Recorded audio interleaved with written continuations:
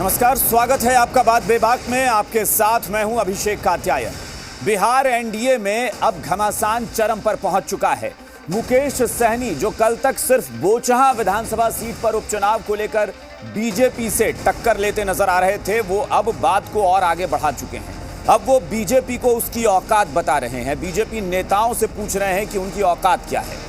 इसके अलावा बात बोचहां से निकलकर अब मुजफ्फरपुर लोकसभा सीट तक पहुंच गई है। मुकेश सहनी ये दावा कर रहे हैं कि मुजफ्फरपुर में लोकसभा उम्मीदवार चुनाव में 2024 में कौन होगा ये वो तय करेंगे, बीजेपी तय नहीं करेगी। मैं जिसे कहूंगा उसे ही एनडीए की तरफ से उम्मीदवार बनाना होगा। इसके अलावा बहुत सारी बातें नई जो उन्होंने कह दी वो इशारा करती हैं कि कहीं ना कहीं आरजेडी के साथ उनके रिश्ते बेहतर अब नजर आने लगे हैं, क्योंकि वो ये तक कह रहे हैं कि लालू प्रसाद यादव और आरजेडी की विचारधारा के साथ उनकी सोच ज्यादा मेल खाती है। उन्होंने कहा कि तेजस्वी यादव ने अगर पिछले 2020 चुनाव में मेरे साथ उस तरह का व्यवहार नहीं किया होता तो तेजस्वी यादव को मुख्यमंत्री बनाता। अभी अगर वो मेरे साथ अच्छा व्यवहार करते हैं तो अगले बार वो सीएम बनेंगे, अगर फिर बुरा करते हैं तो फिर शायद उनको और इंतजार करना पड़ेगा। यानी सारा क्रेडिट वो ले रहे हैं कि सरकार बिहार में बनाने बिगाड़ने की हैसियत मुकेश सहनी सबसे ज्यादा रखते हैं। बीजेपी हमलावर है। बीजेपी कोटे से मंत्री जो हैं वो लगातार बयान दे रहे हैं और कह रहे हैं कि ये धमकी किसको दे रहे हैं मुकेश सहनी, जाना है तो चले जाएं। इतना जिसको करना होता है वो बोलता नहीं है। इसके अलावा जो अजय निषाद हैं वो भी कह रहे हैं कि मुकेश सहनी को बिहार के बाहर जानता कौन है। बिहार में इसलिए जाने जाते हैं क्योंकि एनडीए के साथ हैं और प्रदेश सरकार में मंत्री हैं, इससे ज्यादा उनकी पहचान है। एक रिपोर्ट देखिए, उसके बाद चर्चा करें। उनकी क्या है, उनके पार्टी में बड़े नेता है, वो एक बार बोल के दिखा दे कि हम चुनाव लड़ना चाहते हैं बोचहां में, मुकेश सहनी के बारे में एक बार भी बोल दे तो मैं कल का कल गठबंधन तोड़ लूंगा। बिहार से बाहर इनको जानता भी कौन है, लेकिन वो तो निषाद समाज को कुछ दिया नहीं, सारा टिकट को इधर उधर करके बेच दिए। एनडीए में नहीं थम रही है रार। बीजेपी और वीआईपी में छिड़ा वार। बोचहां को लेकर आर पार। अभी बीजेपी और जेडीयू के बीच सोशल वॉर थमा भी नहीं कि कमल और नाव के बीच अब जुबानी जंग शुरू हो गई। मुकाबला बीजेपी सांसद अजय निषाद और विकासशील इंसान पार्टी के मुखिया मुकेश सहनी के बीच है। दोनों तरफ से हैसियत दिखाई जा रही है। जिनके खुद की भविष्य नहीं है कि 2025 में या 2024 में चुनाव लड़ेंगे कि नहीं लड़ेंगे, वो हमारी भविष्य क्या तय करेगा। ये क्लियर लिख लीजिए। आज बोलिए तो आज हम मुजफ्फरपुर का सिंबल बांटते हैं और देखिए वही आदमी चुनाव लड़ेगा 2024 में। ठीक है, तो ये ताकत हम में है। जरूरी थोड़ा है कि यहाँ पे रहना है, वैसे लोगों को औकात भी दिखाना है। इस हैसियत को दिखाने वाली लड़ाई का केंद्र क्या है? केंद्र है बोचहां सीट। दरअसल बोचहां पर उपचुनाव होना है। वीआईपी के विधायक के देहांत के बाद अब बीजेपी इस सीट पर दावेदारी जता रही है। इसके बाद मसला बिगड़ गया है। आने वाले समय में एनडीए के सभी वरिष्ठ नेता बैठकर इस पर अंतिम रूप से निर्णय लेंगे। हमारे छोटा भाई ने 2020 में नहीं समझ पाया, हमारे साथ गलत किए। मामला इतना बिगड़ा कि सहनी की जुबान से तेजस्वी का नाम निकलने लगा तो लगा कि सहनी नाव चलाकर एनडीए से निकलेंगे। उधर महागठबंधन भी आंखें बिछाए ताकता रहा, लेकिन दूर दूर तक नाव नजर नहीं आई। किसी भी चीज़ को सहने की एक शक्ति होती है और जितना परेशान बीजेपी के लोगों ने सहनी जी को किया है, मुकेश सहनी जी को, और उनका गुब्बारा फूट गया। अब जो बोल रहे हैं सच बोल रहे हैं और जो करेंगे वो सच करेंगे। मुकेश सहनी जी और भारतीय जनता पार्टी के झंझट अब सत्ता पे आ गया है। कल नीरज बब्लू जी के साथ हुआ, आज अजय निषाद जी के साथ होता है। और अजय निषाद जी के अगर टिकटें कटवा सकते हैं, इतना सशक्त और मजबूत मुकेश सहनी जी हैं, तो आज तक अपने सभी विधायकों के बैठक काहे नहीं बुला पाए। जिस अंदाज़े बयां में बीजेपी सांसद और मुकेश सहनी के बीच जुबानी जंग चल रही है, कहीं उसका इफेक्ट गठबंधन की राजनीति पर ना पड़े। ऐसा हुआ तो नुकसान किसी और का नहीं, एनडीए का ही होगा। हालांकि सहनी इससे इनकार करते भी नजर आ रहे हैं। हम लोग बेईमान आदमी होते तो हम उसी रोज बदल देते, जिस रोज हमारे पास पावर जनता ने दिया है, लेकिन हम लोग ईमानदारी से चलने वाले हैं। ब्यूरो रिपोर्ट, जी मीडिया।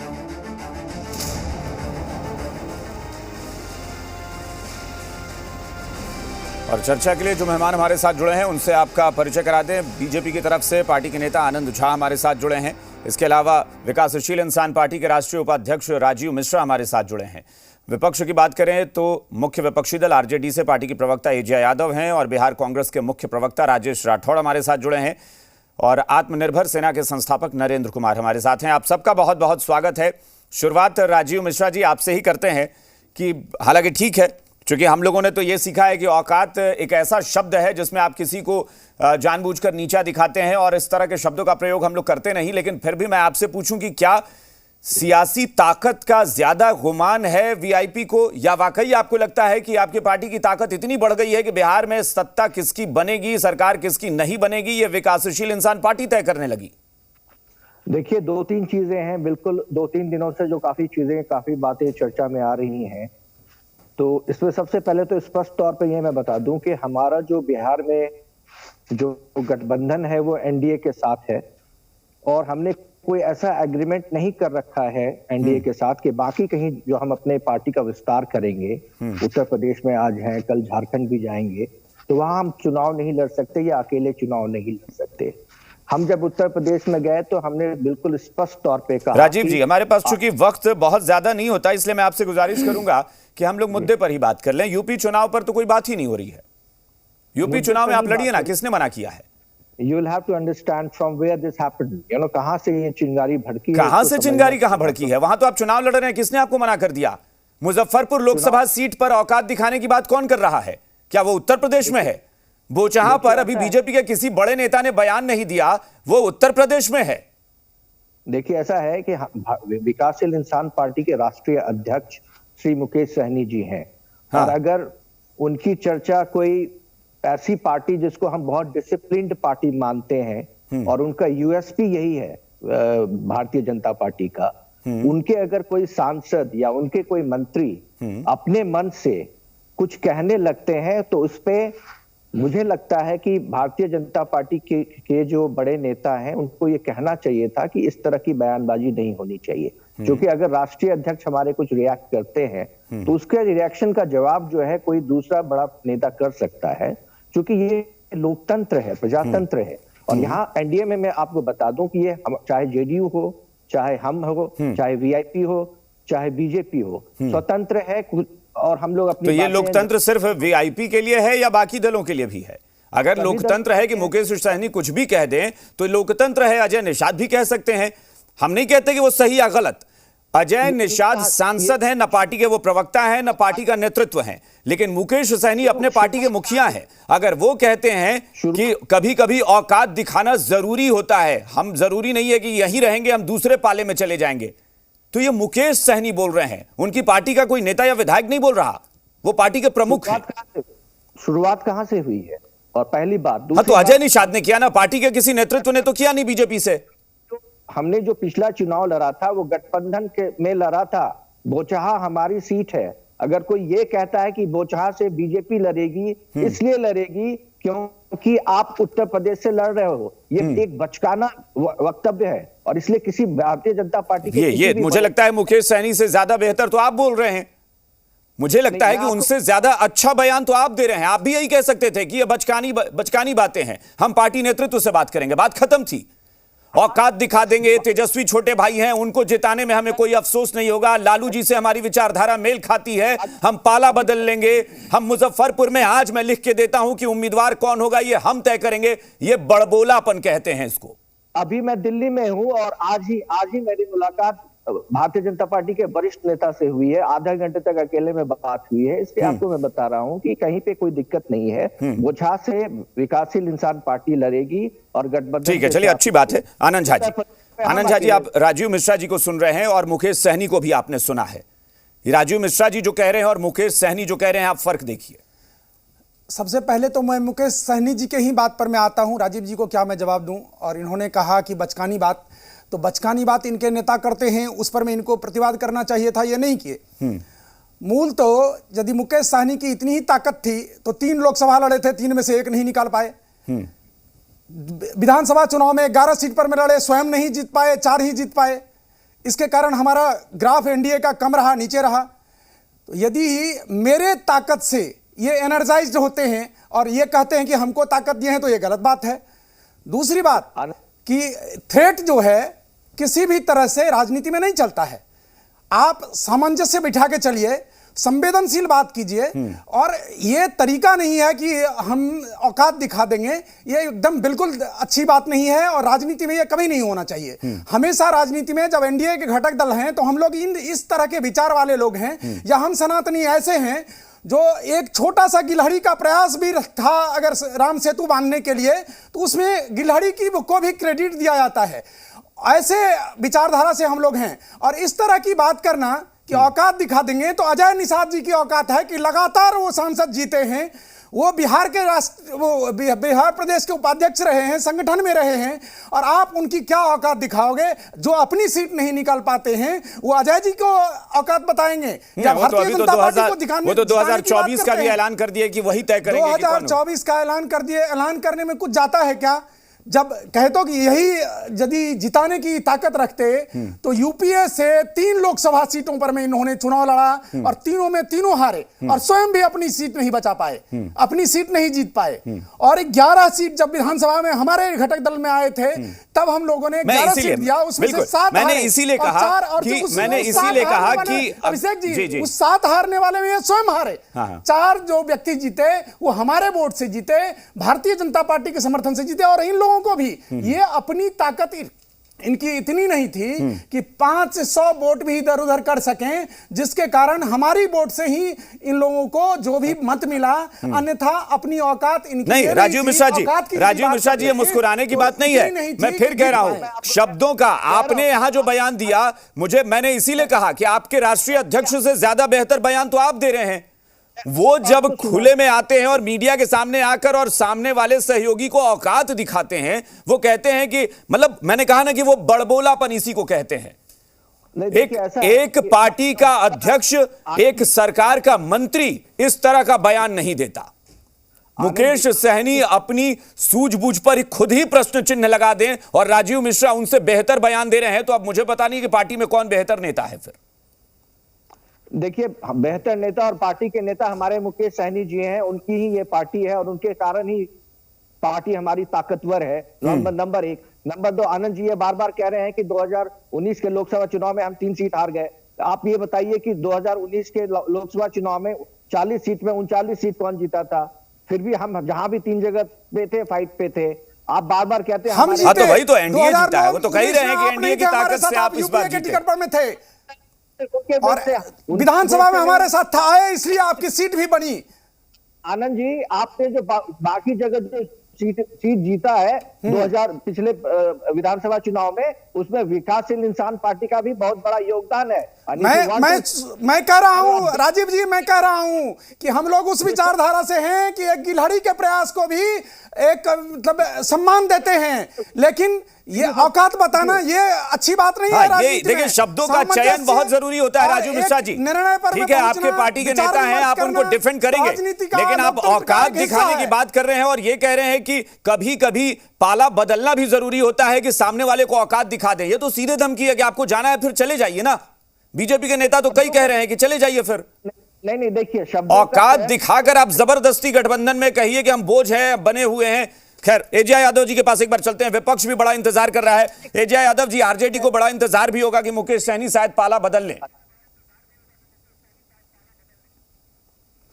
देखिए, मुकेश सहनी जी का कोई स्टैंड नहीं है। आइडेंटिटी क्राइसिस से ये सफर करते हैं। पॉलिटिकल विचारधारा इनका कोई फिक्स नहीं है।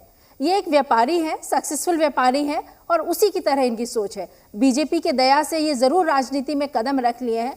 13 महीना के लिए ये पॉलिटिक्स में भी आए हैं, और तेजस्वी जी सही कहे थे कि इनका कूपन रिचार्ज होने वाला नहीं है। देखिए, आगे ये मंत्री बने रहते हैं। ये तो कह रहे हैं कि तेजस्वी यादव अगर हमारे साथ अच्छा बर्ताव करेंगे तो ही मुख्यमंत्री बनेंगे 25 में, नहीं तो और इंतजार ही करते रहेंगे।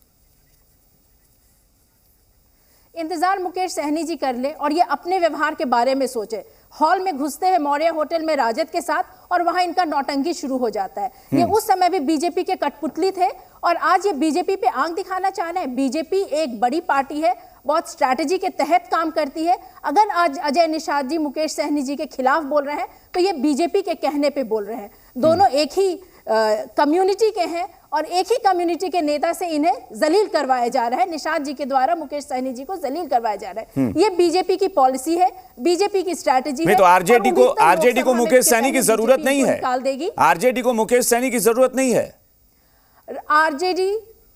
आरजेडी बिहार की सबसे बड़ी पार्टी है, ये बोलने की जरूरत नहीं है।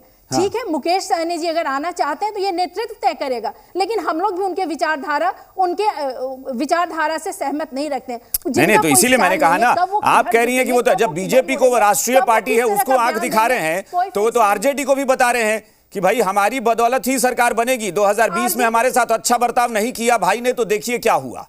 वो ऐसे तक बोल रहे हैं। ये अपना सीट तो निकाल नहीं पाते हैं, और जो सबसे बड़ी पार्टी आरजेडी है, इनका ये सहारा, इनको ये मदद करेंगे। आरजेडी की मदद से ये भले ही कुछ अचीव कर ले, आरजेडी को इनकी जरूरत नहीं है। ये पहले अपना सीट तो चलिए राजीव जी, आप रिएक्शन सुनिएगा, मैं आपसे उसके बाद फिर रिएक्शन आपसे भी लूंगा कि ये वो विपक्ष है जिसकी तरफ मुकेश सहनी कह रहे हैं कि हमारी विचारधारा मेल खाती है, लेकिन ये पहचान मुकेश सहनी की है कि वो बीजेपी के दम पर उछलते हैं और उसके बाद बीजेपी को आंख दिखाते हैं। अब आरजेडी के ही कृपा से वो कुछ फिर अचीव करेंगे। राठौर साहब, आपका क्या मानना है? आपका तो खैर बयान भी हमने सुना था कि आप कह रहे हैं कि मुकेश सहनी दबाव में सियासत करते हैं। कात्यायन जी, जब मैं बोलना शुरू की थी तो मेरा पहला लाइन यही था, इनका कोई पॉलिटिकल विचारधारा नहीं है, कोई स्टैंड नहीं है और आइडेंटिटी क्राइसिस से सफर करते हैं। इनको पॉलिटिकल विचारधारा है कहां? ये कब किधर झुक जाए कोई फिक्स नहीं है। पहले ये तय तो करे ये चाहते क्या है, ये सोचते क्या है। इनको तो जनता तक का वोट नहीं मिला है। तो ये बड़ी बड़ी बात। मुश्किल ये है कि आप भी जब इतना क्लियर कट बोलेंगी तो सहनी जी की उम्मीदों पर तो पानी फिर जाएगा। वो तो उम्मीद लगा रहे हैं कि आरजेडी सॉफ्ट रहे थोड़ा मेरे लिए। राठौर साहब, अब आप जरा लगाते हैं और कब उनकी उम्मीद मुड़ जाएगी कोई ठीक नहीं है जी। अभिषेक जी, हम सब जानते हैं, चूंकि राजनीतिक गलियारों में रहते हैं, लंबे दिनों तक राजनीति कर रहे हैं, मुकेश सहनी एक मोहरा है नीतीश कुमार को गद्दी से हटाने का। भारतीय जनता पार्टी इस प्रकार से मुकेश सहनी जी को जलील कर रहे हैं कि यहाँ वो सरकार में है। उत्तर प्रदेश में जब जाते हैं फूलन देवी के प्रतिमा लेके तो बॉर्डर पे रोक दिया जाता है। मुकेश सहनी जब एयरपोर्ट पे लखनऊ जाते हैं तो बाहर नहीं निकलने दिया जाता है। अब मुकेश सहनी की हालात ऐसी कर दी गई है कि उत्तर प्रदेश में चुनाव है, अब भाजपा के गुंडा के डर से बिहार में सिंबल बांट रहे हैं कि कहीं उनका सिंबल लेके भाजपा के लोग भाग न जाए, और प्रचार भी वो बिहार से ही करेंगे। तो भाजपा जो तरीका अपनाया है कि जिसमें मुकेश सहनी एनडीए छोड़ के भाग जाए, मुकेश और जीतन राम मांझी भी एनडीए छोड़ के भाग जाए, ताकि नीतीश मुख्यमंत्री नहीं रहे, मतलब मुख्यमंत्री नीतीश न रहे। उसका कारण भाजपा कौन कांग्रेसी तौकीर राजा इनका सिंबल लेके भागेगा? राठौर जी, तौकीर राजा के डर से नहीं आ रहे हैं, आप तौकीर राजा की बात कर रहे हैं क्या? भारतीय जनता पार्टी में किसी भी क्रिमिनल का कोई जगह नहीं है। आप कांग्रेसी, आप सपाई, आप आरजेडी वाले सबके सब क्रिमिनल बैठे हुए हैं, और यहाँ पर में न क्राइम चलता है न करप्शन चलता है, यहाँ सिर्फ डेवलपमेंट चलता है। सबका साथ, सबका विकास, सबका विश्वास और सबका प्रयास। ये तो कह रहे हैं कि आप खुद अपनी सरकार गिराना चाहते हैं एनडीए की। एक मिनट, हाँ राठौर साहब। अरे भारतीय जनता पार्टी चाहती है कि नीतीश कुमार मुख्यमंत्री न रहे और उसका मोहरा भाजपा नहीं, तो बीजेपी विपक्ष में बैठना चाहती है, यानी बिहार में बीजेपी विपक्ष में बैठना चाहती है। नीतीश जी को वेलकम करें और आप सरकार में आए, आप सरकार में आए, ऐसी योजना आपकी है। क्या कह रहा हूं कि पहले वाजपेयी जी वाली, मुरली मनोहर जोशी जी वाली, आडवाणी वाली ये बीजेपी नहीं है, ना सुशील मोदी जैसे मुंशी वाली बीजेपी है। अब बीजेपी नीतीश कुमार के मुंशी और पिछलग्गू बन के नहीं रहना चाहती है। कई दशक से साथ है, बावजूद भारतीय जनता पार्टी सत्ता में नहीं आती है। नहीं, तो मतलब आपको लग रहा है मुकेश सहनी और बीजेपी की लड़ाई जो है वो सिर्फ दिखावा है, मात्र दिखावा है नीतीश कुमार को हटाने और उसमें बीजेपी का क्या फायदा? अगर वो है तो बीजेपी का फायदा क्या? राठौर साहब इसको भी क्लियर करिए, बीजेपी का क्या फायदा? ये पॉलिटिकल नैरेटिव एक अकेला राठौर जी का है कि ये पॉलिटिकल नैरेटिव नया इन्होंने चालू किया है। अकेला मैं तय करता हूं कि भाजपा चाह रही है कि नीतीश सीएम नहीं बने और विपक्ष में हम रहे और महागठबंधन की सरकार। चलिए ठीक है, भारतीय जनता पार्टी क्या चाहती है वो राठौर जी जान जाते हैं। ये तो बड़ा लेकिन दिलचस्प ये एकदम लोग क्या एक नया करते सियासी हैं? एंगल है। अगर नरेंद्र कुमार जी के पास चलते हैं ये एक बार। पता हाँ नहीं ठीक चलता है कि है, नरेंद्र प्रियंका जी क्या करती है, राहुल गांधी क्या ठीक करता है, है। रावत वाड्रा क्या करता है, ये इनको हाँ पता नरेंद्र नहीं जी, होता है। नरेंद्र कुमार जी, आपको क्या लग रहा है कि ये किस तरह का समीकरण बन रहा है? मुकेश सहनी औकात दिखाते हैं लेकिन विपक्ष कह रहा है कि ये बीजेपी के इशारे पर हो रहा है। हो क्या रहा है बिहार में? देखिए, बिहार में आज 2020 में जब इनको 4 सीट पर विजय मिला, जनता को बहुत उम्मीद थी कि पहली एक छोटी पार्टी थी जिसको कई सारे प्रयास के बाद इनको 4 सीट मिला। लेकिन ये विकासशील इंसान पार्टी मुझे लगता है कि अब एक विशेष इंसान पार्टी हो गई है, जिसका एक मुद्दा हो गया है कि एक विशेष व्यक्ति जो एक ही व्यक्ति की पार्टी है अब, और इसमें और एक से ज्यादा पार्टी नहीं है। दूसरी बात समझिए कि गठबंधन जो तोड़ने की बात कर रहे हैं कि किसको लेके जाएंगे। 11 जो विधायक दिए गए थे इनको, जो 11 कैंडिडेट मिला था, उसमें से ज्यादातर कैंडिडेट जो है बीजेपी के हैं। तो ये अकेले जाएंगे क्या? ये तो विधायक भी नहीं है अभी तो। नहीं तो मुकेश सहनी तो आज बयान भी दे रहे हैं, कह रहे हैं कि विधायक को रखना है रखें, हमें इससे फर्क नहीं पड़ेगा। विधायक से पार्टी नहीं चलती है, पार्टी कार्यकर्ताओं से चलती है। कहां जाएंगे वो? एक्चुअली उनकी आज जो स्थिति है कि 3 विधायक है, तीनों ही बीजेपी के विधायक हैं। आप सब जानते हैं उनका बैकग्राउंड क्या है और क्या उनकी विचारधारा रही है। तीसरी सबसे बड़ी बात जो है कि मुकेश सहनी के विधायक भी मुकेश सहनी का नाम है। भारतीय जनता पार्टी कब्जा किए हुआ है। बिल्कुल सही कह रहे राठौर साहब, तो मैं कह रहा था जो कह रहे हैं सही कह रहे हैं। तीसरी बात ये तो वही बात कर रहे हैं कि भारतीय जनता पार्टी राठौर साहब मुकेश सहनी जी के पास पैसा कहां से आता है इसका नहीं बुला पाते हैं, तो वहां रहिए के क्या करेंगे? चुनाव लड़ने के लिए उनके पास उनकी एक कंपनी है, जो गौर से सुनिएगा सारे लोग, उनकी कंपनी का नाम है Mukesh sign world private limited. ये कंपनी मुंबई में रजिस्टर्ड की गई थी और इस कंपनी का जो नेटवर्थ है वो 44 लाख रुपए है, सिर्फ 44 लाख रुपए नेटवर्थ है। और आरओसी से उन्होंने अपना पीएनएल बैलेंस शीट तक छुपाया है, जो इसकी फाइलिंग उन्होंने आज तक नहीं करी है। हमारे जितने भी वक्ता है वो ऑनलाइन जाकर के इसको देख सकते हैं। तीसरी बात जो है, उनकी जो कंपनी है उस कंपनी में अनोन एंट्रीज है, अनोन अनसिक्योर्ड लोन है और उसका जिक्र उन्होंने इलेक्शन के किसी भी एफिडेविट में उन्होंने नहीं करी। और ये जो सारा मुद्दा उठा है कि मुकेश सहनी जी क्यों चुनाव लड़ना चाहते हैं, ये विवाद कैसे उठा है, इसका जड़ है यूपी में। आप सबको पता है कि यूपी में फिल्म सिटी बनने जा रहा है और फिल्म सिटी तभी बनेगा जब योगी जी वापस आएंगे। उनको रोकने के लिए, निषाद वोट को बांटने के लिए मुकेश सहनी जी वहां जा रहे हैं और इसके पीछे कहीं ना कहीं जिस हिसाब से वो फंडिंग करते हैं, जिस हिसाब से उनका रैली चलता है, वो जब पता है कि उनको क्या बॉलीवुड से पैसा मिल रहा है कि एक बॉलीवुड का एक धारा जो चाहता है कि मुंबई में फिल्म सिटी रहे, वहीं से वो ऑपरेट करे, उसको रोकने के लिए वो काम कर रहे हो। निषाद के लिए कोई काम नहीं कर रहे, वो बताए, राजीव जी उनके प्रवक्ता है, वो बताए। अच्छा, यानी योगी सरकार को वापस लाने के लिए ही सब कुछ हो रहा है। निषाद के समाज को उन्होंने आत्मनिर्भर बनाया है, उन्होंने क्या काम किया है 1 साल का वो भी। चलिए राजीव मिश्रा जी अब आपकी टिप्पणी। देखिए हाँ, बिल्कुल योगी सरकार को वापस लाने के लिए आप काम कर रहे हैं, कांग्रेस करिए, बिहार में बीजेपी के इशारे पर आप सब कुछ कर रहे हैं कि नीतीश सरकार गिर जाए। यहाँ पे तो मुझे लगता है पूरे विश्व के सारे बड़े बड़े पॉलिटिकल एक्सपर्ट बैठे हुए हैं और बहुत तरह की बातें कर रहे हैं। अब अगर उत्तर प्रदेश में कोई फिल्म सिटी आनी है, उससे हम उसके लिए अपनी पार्टी की पूरी पार्टी को दांव पे लगा देंगे। देखिए ऐसा है, सुना जाए चुनाव लड़ने के पैसे कहां से आए हैं, जब वो सन ऑफ बल्ला चला रहे थे पैसे कहां से आ रहे थे, इसका डिस्क्लोजर जरूर दीजिएगा आप लोग जनहित में। पैसे आते कहां से? बिल्कुल जनहित में ही है बिल्कुल। मैं आपको बता दूं, ऐसे कितने पॉलिटिशियन हैं बिहार में या भारतवर्ष में जो पॉलिटिक्स करके पैसा कमाते हैं और जिनका कोई बैकग्राउंड नहीं रहा। हमारे नेता मुकेश सहनी जी आराम से एक काम कर रहे थे, व्यापार कर रहे थे। देखिए आपके पास है, आप तो काफी क्वालिफाइड है, मैनेजमेंट की डिग्री है आपके पास राजीव जी। कहां से पैसे कमा लेगा सर? अरबों रुपए कैसे कमा लेगा आदमी? सर ये बैलेंस शीट है फिनवर्ल्ड की, ये बैलेंस शीट है, साफ दिखाती है क्या हिसाब किताब करने के लिए हम लोग किरानी थोड़ी बैठे हैं, मतलब पॉलिटिकल हिसाब किताब करने के लिए बैठे हैं जो भाजपा उनको बर्बाद कर रही है। Statement is wrong. Narendra ji एक मिनट हाँ, इतनी उल्टा सीधा कुछ भी बोल देते हैं। Please try to understand. अगर कोई आदमी राजीव जी बिहार में गठबंधन तोड़ेंगे या नहीं तोड़ेंगे, हाँ या ना बताइए। राजीव जी गठबंधन तोड़ेंगे या नहीं? नरेंद्र जी प्लीज, नरेंद्र जी 1 मिनट रुकिए। हाँ Rajiv ji. Anything which is not in politics, we are over here discussing about politics. So kindly do not be so. This is also politics. The public wants to know. एक मिनट नरेंद्र जी प्लीज। हाँ राजीव जी, आप सिर्फ बताइए, बिहार में आप सरकार गिरा रहे हैं या नहीं गिरा रहे हैं? आपको मैं बता दूं, सबसे बड़ी बात है ये, जो मैंने आपको पहले भी कहा है कि बोछा, हमारी ये बोछा जो है, जो सीट हमें मिली थी, गठबंधन धर्म ये कहता है कि अगर जो आपने चुनाव लड़ा, एक गठबंधन के तरफ से आपको सीट दी गई, आपके विधायक, ठीक है ना, तो भाई मैं वही बात तो कह रहा हूं कि बीजेपी के किस बड़े नेता ने कह दिया, किस नेतृत्व के लीडरशिप ने कह दिया कि भाई नहीं आपको मिलेगी वो सीट? नहीं, किसी ने नहीं कही। तो फिर औकात कैसे दिखा दी आपने? नहीं, वो आपने मुजफ्फरपुर सीट पर दावा कैसे ठोक दिया? आपने पाला बदलने की बात कैसे कर दी?